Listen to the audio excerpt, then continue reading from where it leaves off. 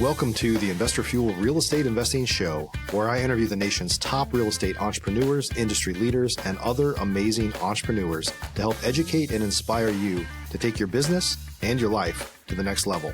My goal is to add tremendous value to you during every single episode of this show. If you get value, I'd love it if you subscribe on your favorite podcast player, subscribe on YouTube, and my very favorite, please share this with your community so we can impact even more entrepreneurs. Let's start today's show. Hey, everybody. Welcome back to the show. Today, I'm here with my buddy, Mike Webb. He is a firefighter, and we're going to be talking about, and also a real estate investor and a lender and runs a RIA club and a lot of other things. Wears a lot of hats, I guess. And today, we're going to talk about kind of first responder freedom, like being a first responder and being able to find financial freedom, and specifically inside of the real estate investing industry today is what we're going to talk about. So, Mike, good to see you, buddy. Good to see you. Thanks for having me on, Mike. Yeah. So I'm excited. I'm excited to see you because I think very highly of you. We haven't talked for a little while here, and it's always been great to catch up. Honestly, that's one of the reasons I do the podcast, is to catch up with old friends and maybe make some new ones every once in a while. But hey, before we jump into this, I want you to tell us a little bit about your background and kind of how you found your way into real estate, because I know that you didn't start here. No. So how I got started in real estate was I've always had an entrepreneurial bug, if you will. You know, I had my own car detailing business in high school and a lot of that type of stuff. And as I got older, I got into the fire service. My wife worked at a hospital. And so we were working a lot and shift work at that. So whenever we found out we were having our first child, I remember kind of just perusing the internet and looking at what it cost to go to Disney.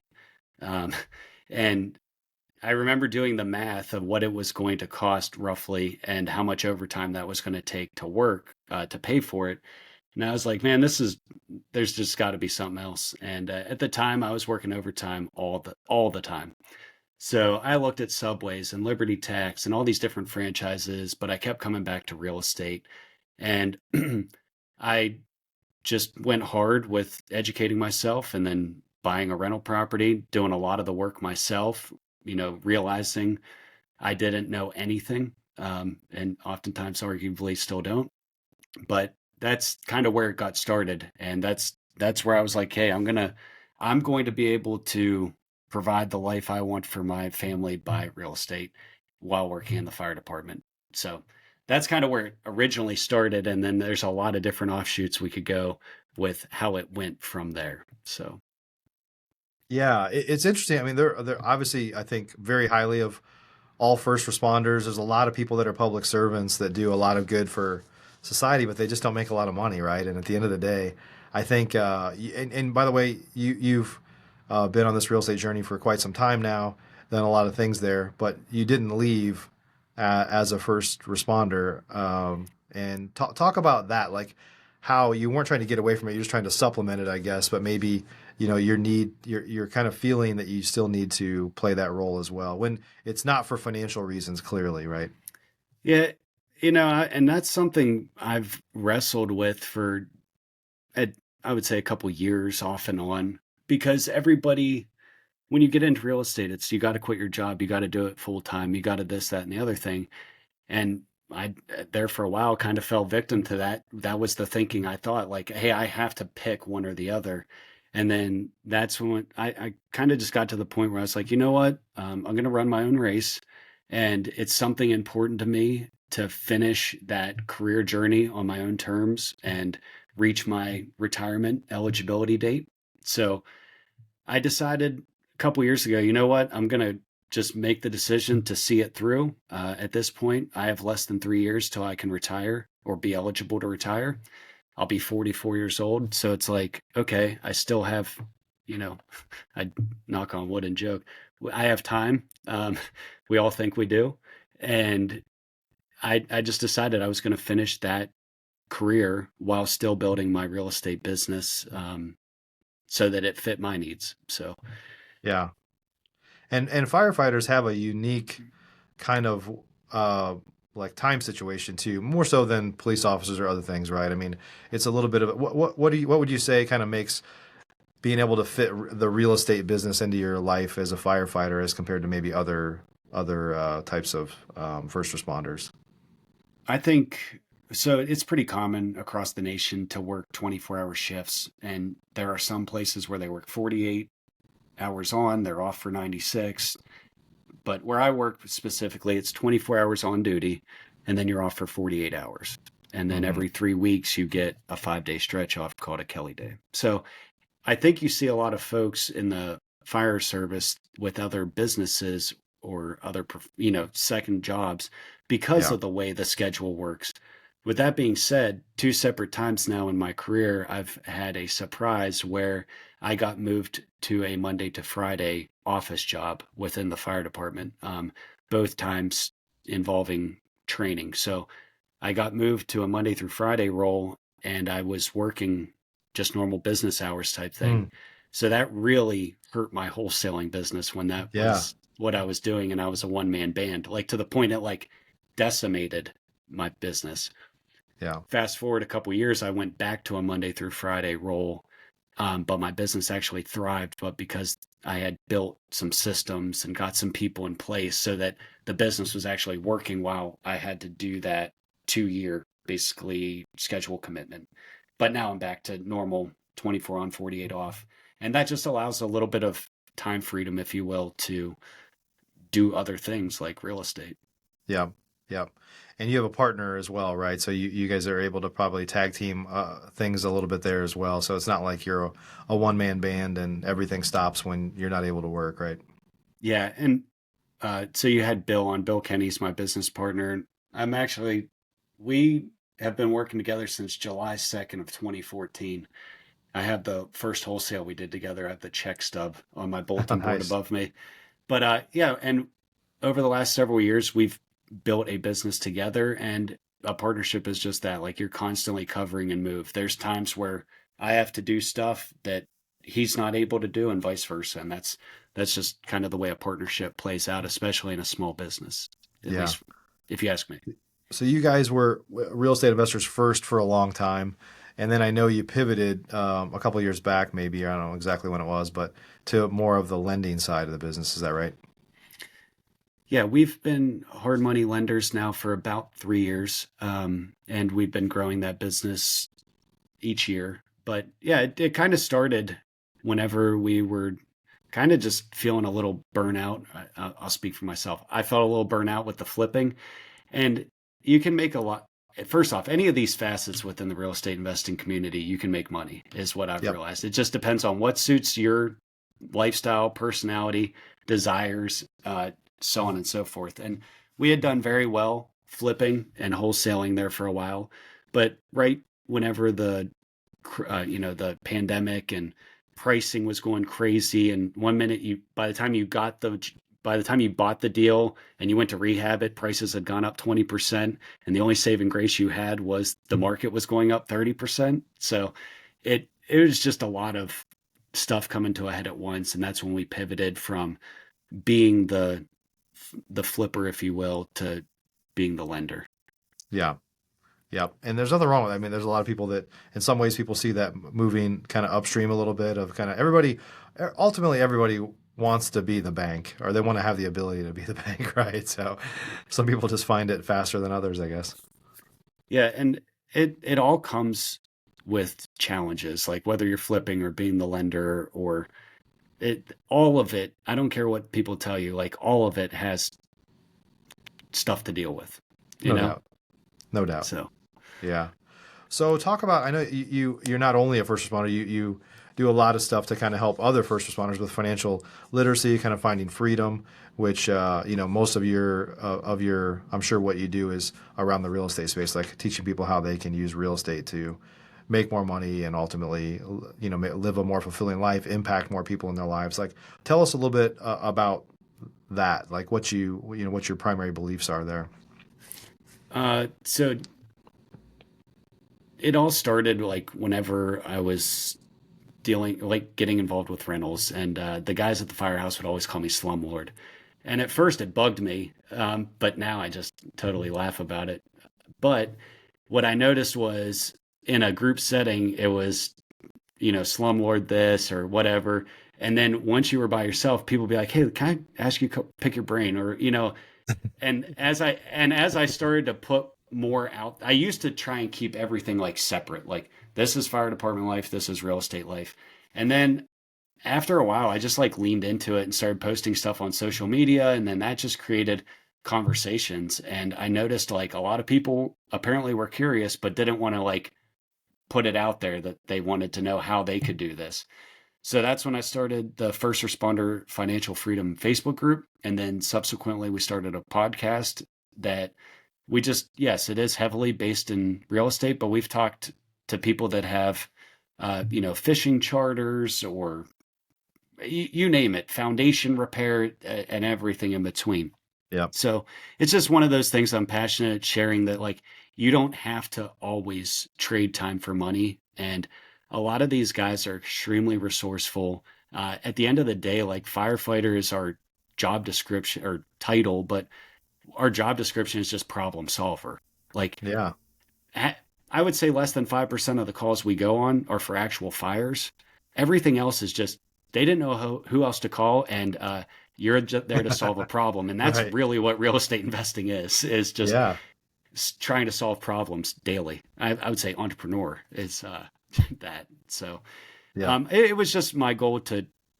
I always say like I'm just a fireman, so take your advice, with a grain of salt, but just trying to normalize like, hey, just because you work $30,000 in overtime, don't go buy the $100,000 truck. Maybe go buy a duplex, live in one side, rent the other. Just trying to normalize some of that conversation because, for a lot of guys, this is like I call it their first big boy job. Like they have benefits, they have a retirement, and nobody ever really sits down to go over how that all works. And again, Yeah. I'm no expert, but it's like you might want to be thinking about 10, 20, 30 years down the road because it just shows up one day. Trust me. Like, I feel like last week I was the new guy and now I'm filling out paperwork for guys that weren't even born when I graduated recruit school. So it's like, you know what I mean? It's Yeah. one day you're going to be the old guy and you want to be able to give them some good advice, hopefully. Yeah. And time really is on your side. I mean, we're talking about financial literacy a little bit here, or kind of teaching that. Time really is on your side from an investment standpoint. Like basically, the younger you get started, the better it will be for you in the long run. I mean, we all know that. Yeah. If you look at just about any investment vehicle, the longer the time horizon, the better. It Yeah. makes it a lot harder to lose if you just stay in it. Yeah. So let's talk about the mindset, of the typical first responder, firefighter, anything you want to cover there of just so I grew up, my whole family, I have a very blue collar background, mostly factory workers and things like that. So not too different, trading time for money ultimately thinking that retirement is I'm going to retire and I'm going to sit on the beach and do nothing.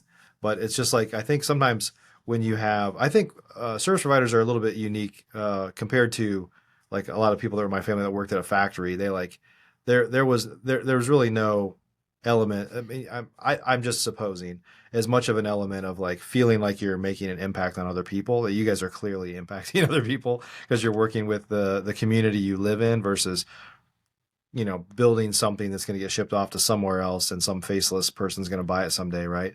Right. But there's still that same kind of thought of like this, it's just a job. It's not, this isn't like, I don't know. I guess I'm sure for firefighters, there's a lot more pride in like, this is what I do.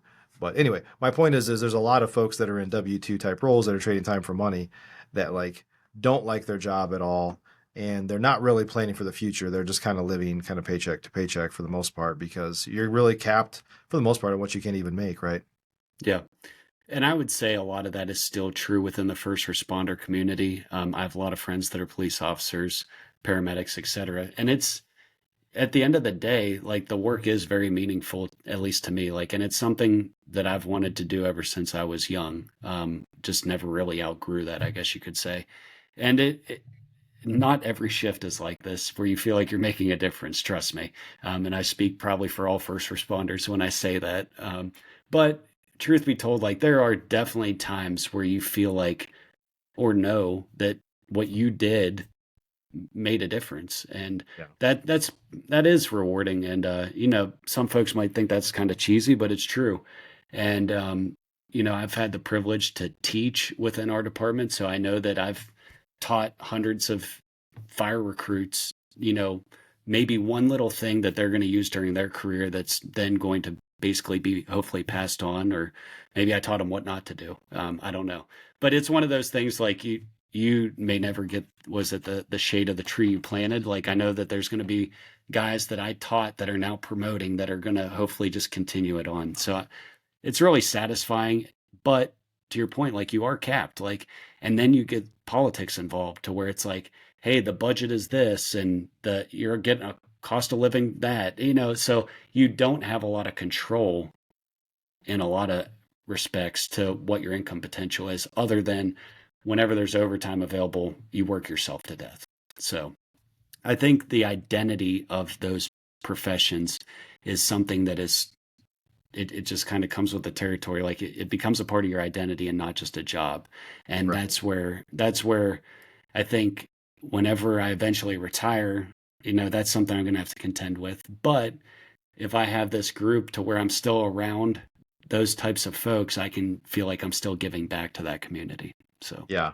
And correct me if I'm wrong, but a lot of the training is probably technical around the job, right? But there's not necessarily, as you kind of said up front, financial literacy. There's not necessarily people that are saying like, "Hey, this is what you make, but let me show you how to take it to another level by investing in assets or other businesses." Or there's nobody that's really teaching that. I mean, it's kind of like people are hearing guys like you or other people that have done something and probably saying, I'd like to do that too, and then finding a way to go down that path, right? But there's nobody that's like proactively saying like, look, yeah, the salary isn't great, but you've got a lot of time, and here's how to utilize that to make lemonade out of lemons, maybe, right?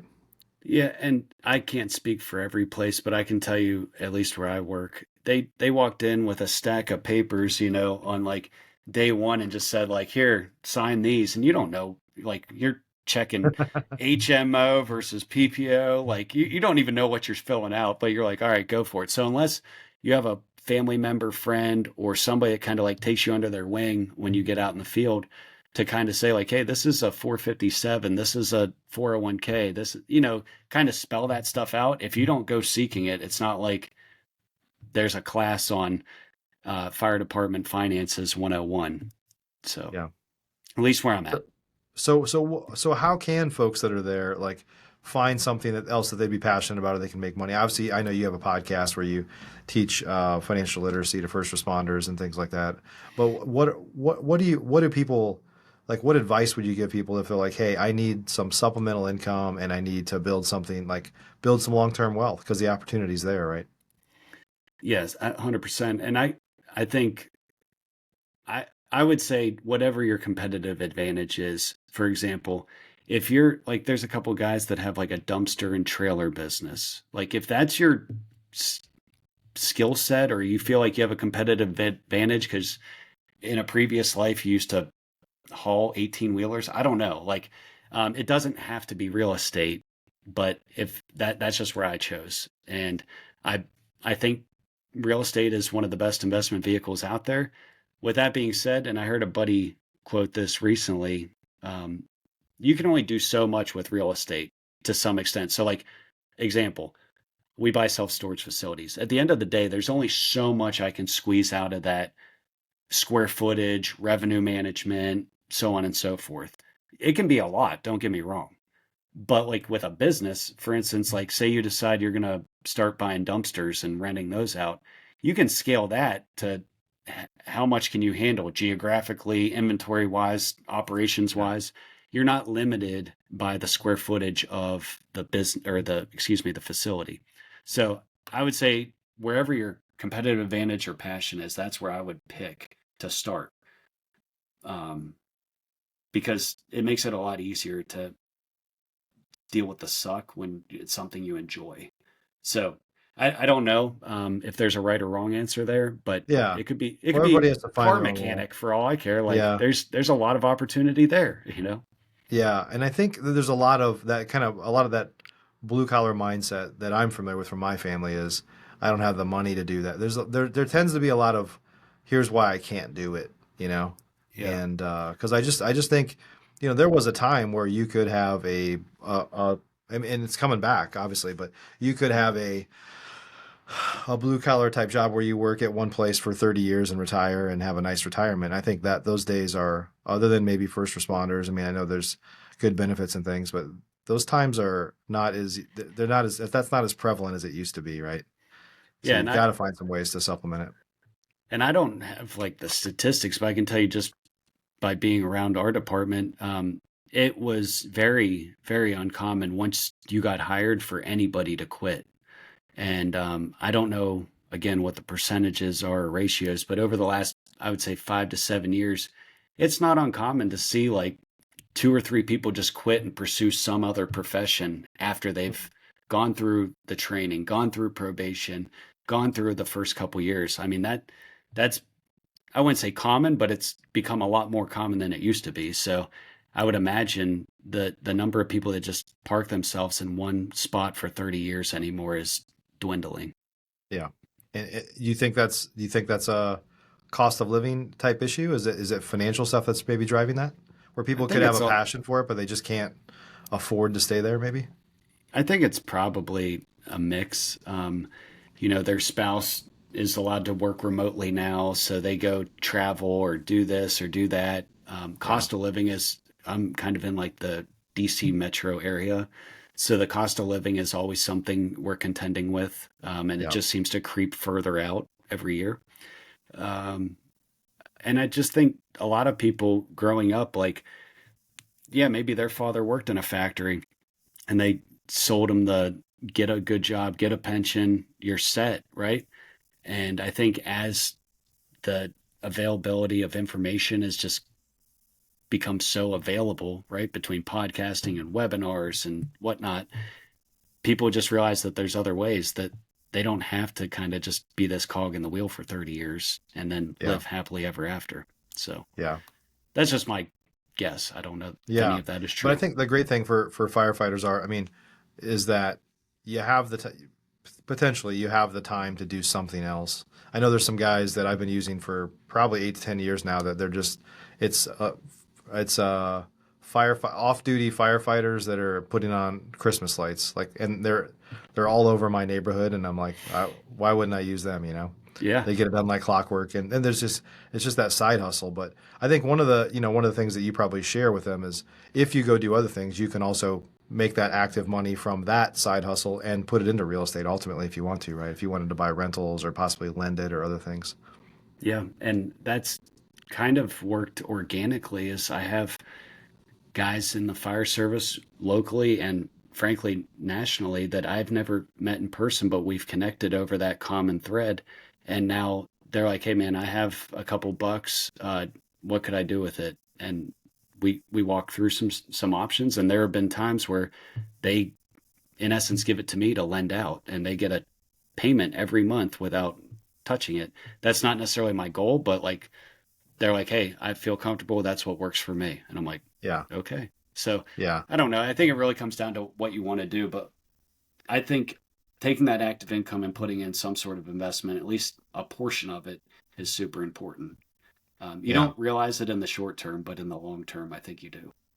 Yeah, I mean, if you think of like Kiyosaki's cash flow quadrant, which I talk about that all the time, everybody wants to get to that lower right box. They want to have passive income, right? They want, whether it's rentals, which by the way are not passive, and No. anybody that owns rentals knows that, but it is a way to build wealth. I mean, it's not passive, but there's a lot of stuff happening without me, and then sometimes there's, I get pulled in, but um, or it's lending, or it's putting it into syndication, or even putting it in the stock market. Those are all passive things, but you kind of have to make it actively before. I mean, you can't just get mailbox money if you don't have a basis to start with. So you've got to make that money somewhere, right? I think that's one of the Yeah. myths is like everybody thinks like, I just want to like get rich and have a bunch of money coming in. It's like, yeah, but you got to like seed it first with something else. Yeah. I mean, if it was that simple, but if anybody knows how to do it, give me a shout. Yeah. Yeah. Me too. Yeah. So, Mike, if folks want to learn more about what you guys have got going on, you've got your hard money business there. You've got you've got a RIA club. You guys have been running that for like 8 or 9 years now, right? Yep.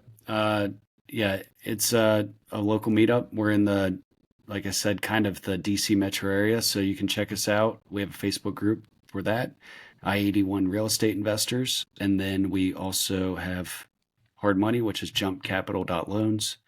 Or if you're a first responder and want to chat, we have a Facebook group and podcast called First Responder Financial Freedom.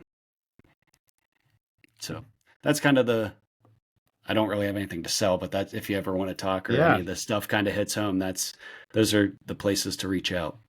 Cool, man. Well, we'll add links for all that down below here. So good to see you, buddy. Thanks for sharing some time with us today. Absolutely. Anytime. Awesome. Everybody, hope you enjoyed today's show. We'll see you on the next one. Thanks for joining us for today's show. You can learn more about the amazing benefits of the Investor Fuel Mastermind community, including surrounding yourself with hundreds of other rock stars, 100% financing on your deals, and members-only discounts from vendors you're likely already using that, as a member of Investor Fuel, will save you more than the cost of your membership. Visit investorfuel.com to learn more.